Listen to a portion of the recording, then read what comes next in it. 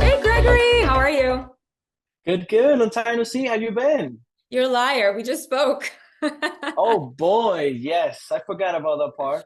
Yeah, no, we had a great meeting and we'll talk about why we've met in just a little bit. But the first time that we met is by you reaching out to me, which was so kind. And by way of just, networking and posting on LinkedIn and just kind of becoming part of each other's networks, we started to chat and you started to share with me your startup journey, not only the journey itself, but the product. And so that's kind of where our roads started to meet one another and hopefully cross paths in some, financially and other beneficial ways that we'll again kind of touch on toward the end. But please tell us more about what is it that you're working on? What is OneTime? What is it that you care about so deeply? Of course, it is my pleasure. So, one-time home care software. It is a software that allows agencies, providers in Philadelphia, Pennsylvania, or across Pennsylvania, to connect their human resources department, coordination department, payroll department, billing, and collection department, all in one platform, and allow them to connect with the caregivers by via text messages and other communication tools that we have. We also offer them a mobile app where their caregiver can clock in and out, and also an RVR system where they can call in and call out to report whether they're at the consumer house during the day of their shift. So you are That's in the basically it. you're in the care economy in the caregiver business. Absolutely. Yes. I'm in I that love it. business. I love it. So, not to put words into your mouth, but I think when we first connected, you had reached out by way of saying, "Hey, you said something interesting. You used the word logistics, and of course, I'm using it, at least for now, within the context of families where different parents are bringing their kids to various activities and all of the logistics that are kind of inherently within that, the comings and the goings. But effectively, it's getting the right people to the right places on time. And that word means something very different for you. Logistics embedded within your business means something else. So tell us about this mobile workforce of yours that obviously is the caregivers. How many people? What's the geographic area that you guys cover? And more importantly, what are some of the challenges that you started to see as part of that model? So yes, like you mentioned, and caregivers, their parents, their families, they have children, they have fathers, mothers, they have everything like any regular human being, and they are in the day to day where they also have to care about um, they have to take the children to the school, to their people that is going to take care of them during where they're working in the patient house. And some of the challenges is that they don't have the time schedule. They know that they have to be at the consumer house by 9, but they also forgot that they have to go to the and drop the children some elsewhere, and they don't have this time. They don't have this in a way where they can visually see or be notified, hey, you need to be here, you need to be there, it's going to take this long because it's traffic or so on. And it is a challenge for them because they don't know about this. They know they have to be somewhere, but they don't know what time or how long it would take them to be from A to B. And a challenge that I see is for them is the time of arrival of the to the consumer house. And I see that is a challenge that because they don't know how long it would take, they assume and they just go and do for it, and they arrive late to the consumer house. And arriving on time to a patient is very important because they need to take manage their medications or remind the patient for the medications and among other things that they have to do the consumer house.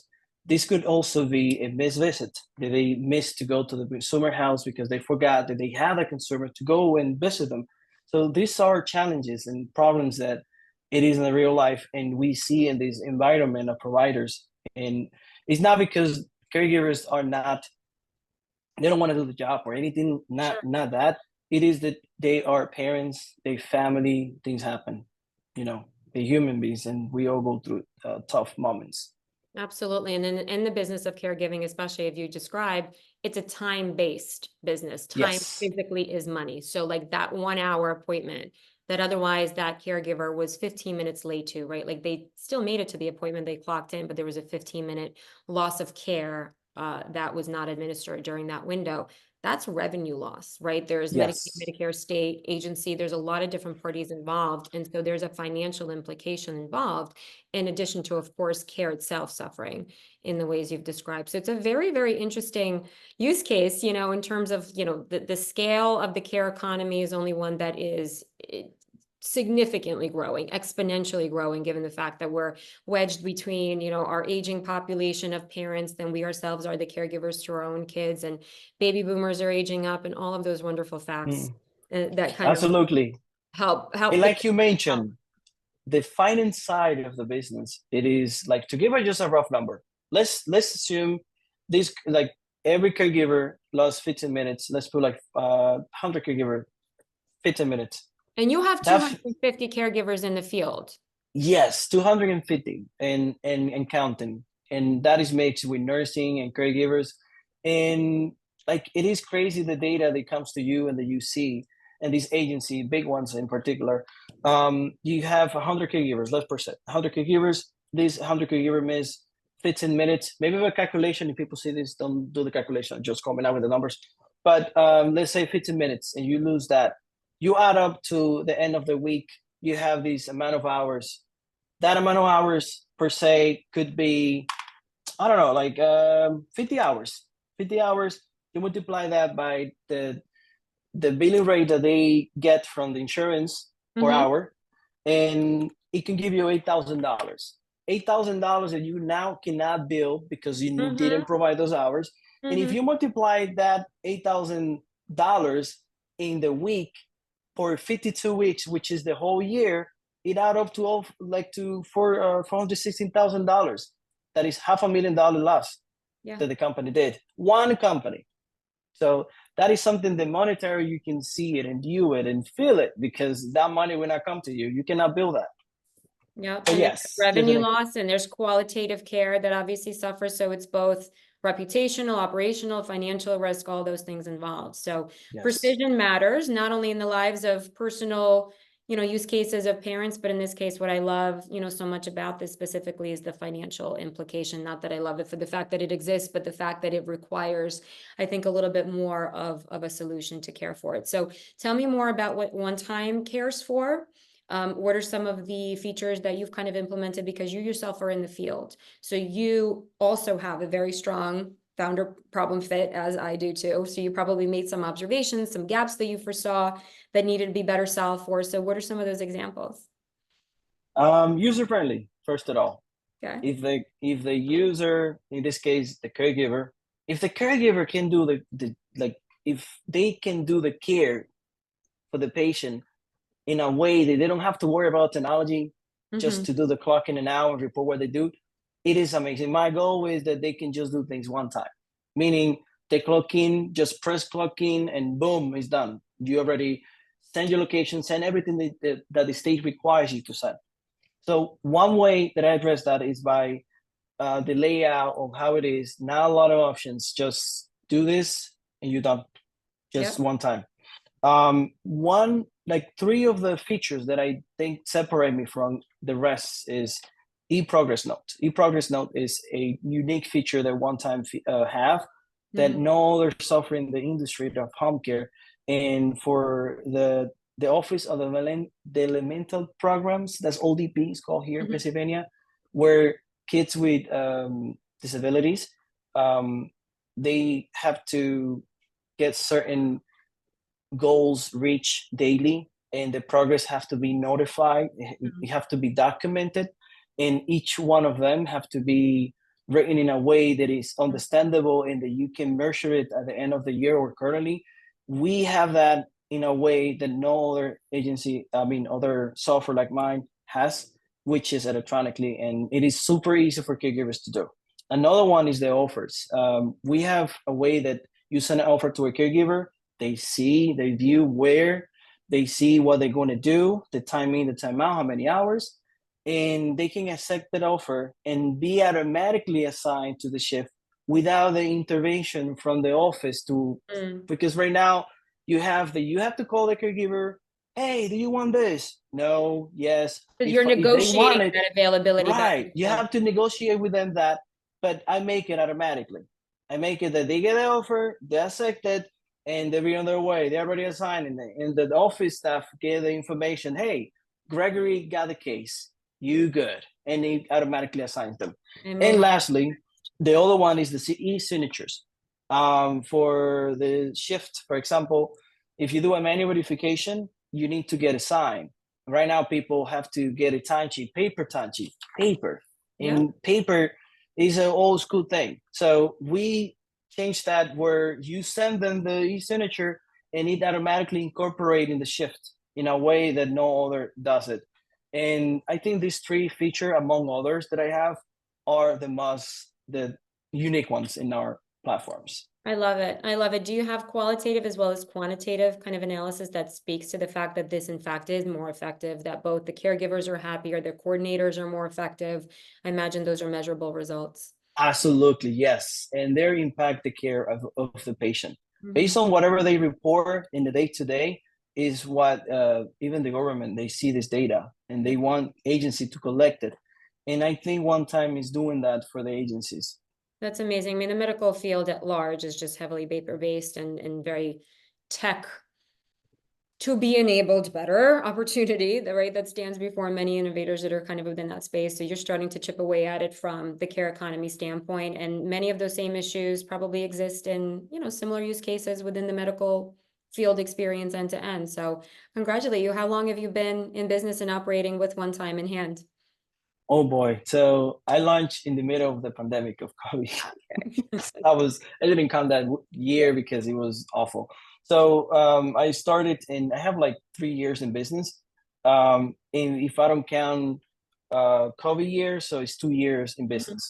That's And amazing. that's what I've been in business for 2 years, I can say. Congrats. And then you're kind of like in Thank this you. period, right, where you're humming along, you're making enhancements, you're making modifications to the existing product. I met your CTO, he's wonderful. Late And day to you're day. just kind of you're kind of with it at that point. So it's a great place to Yeah, Maori and I, we just look for the best solution, not only in the end of the caregiver, but also in the end of the office staff.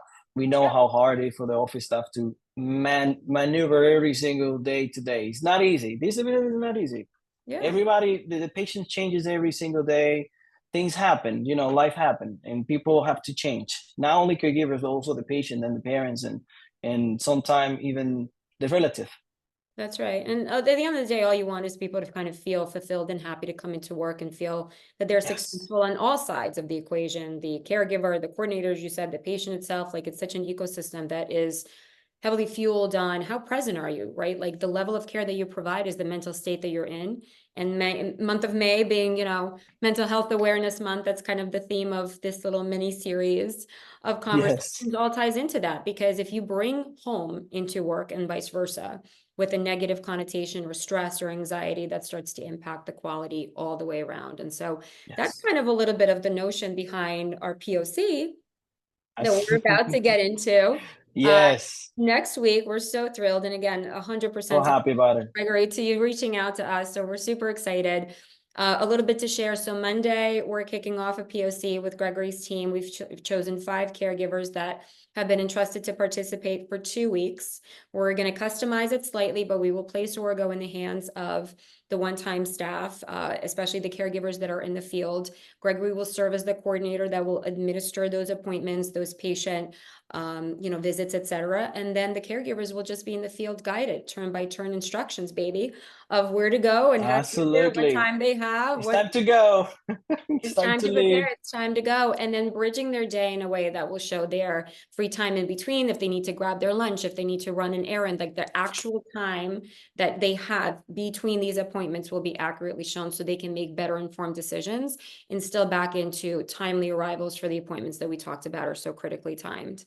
The other thing that we discussed that we can't wait to kind of test out as this thesis is availability. So if we begin to measure time for the way that we actually spend it and account for all of the comings and the goings in between, perhaps administrative tasks, et cetera, your accuracy of booking the caregivers and making sure that if they're geographically situated already where they can kind of slot in one more appointment by way of just being within that geography, well, then that's additional, efficiency that's being gained on both sides of the house. So a lot of hypotheses, a lot of things that we'd love to prove as part of those 2 weeks, but super excited to kick that off. on Monday. Absolutely. And I'm very happy. And I think that feature of availability is going to reduce the cost of, I mean, the losses, Yeah. because we will reduce miss visits.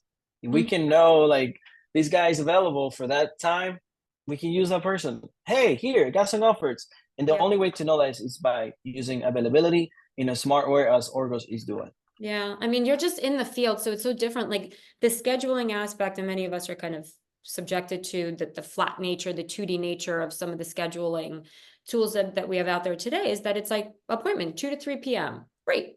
Next appointment, 4 to 5, or 3 to 4 p.m., like back to back to back. Works on calls. Here we are sitting in our desk, dialing in from one to the next, not the way that we travel through space and time. And so just again, the recognition of the travel and the preparation and the administrative stuff and all of the life stuff that happens in between is where we're going to drive out much more precision and hopefully accuracy in both the booking as well as the appointments themselves. So all to be proven, Absolutely. and we'll see how that all goes, but super excited to Yes, start off. And super excited and yeah, happy. So yeah, thank you. Thank you so much for you're working with us. awesome. You're awesome. All right. Well, we're going to get to that and back to the team, back to work. So we'll keep talking along the way and kicking things off on Monday. All righty. So All right. Good excited. catching up. All right, Gregory. Talk soon. Bye.